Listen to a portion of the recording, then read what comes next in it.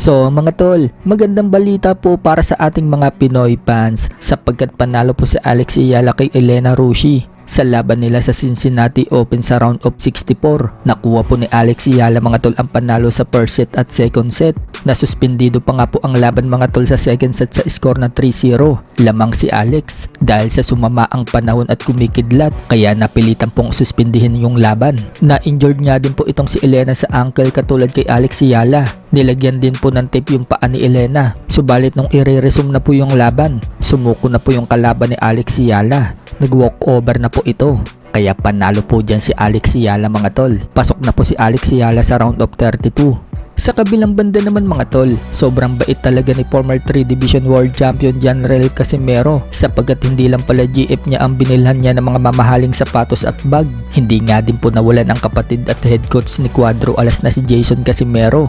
Binilhan din po kasi ni Cuadro Alas si Jason ng sapatos at bag para sa asawa niya. So ganyan nga po kabait si Casimero mga tol, mapagbigay kaya binibiyayaan siya. Sa iba pang balita mga tol, former WBC Featherweight World Champion Mark Magsayo, puspusan na ang pag-iinsayo. Paghahanda niya sa nalalapit na laban sa September 12 kontra dito kay Andres Cortez. Sobrang sipag nga po niya mag-insayo. Kahit time na kasi, hindi pa rin siya humihinto. So ganyan nga po kasipag si Magsayo mga tol. Samantala, sinagot naman po ni Magsayo ang comment ng isang fan. Sinabi po kasi sa comment mga tol, wala daw ba ulit title ang sunod na laban ni Magsayo?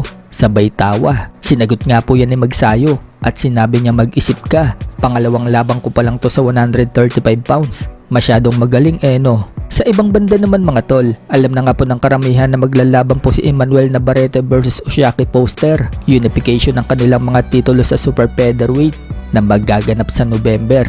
Ayon sa mga kumakalat na report, isasama ang Charlie Suarez versus Vasily Lomachenko sa laban ni Navarrete versus Foster. Magsisilbi daw semifinals ang laban nila dahil kung sino daw ang mananalo dyan, sila ang maglalaban sa finals. So kung mananalo pala itong si Suarez mga tol kay Lomachenko at manalo naman itong si Navarrete kay Foster, matutuloy na ang rematch ni Navarrete versus Suarez. Pero hindi madaling kalaban itong si Lomachenko mga tol.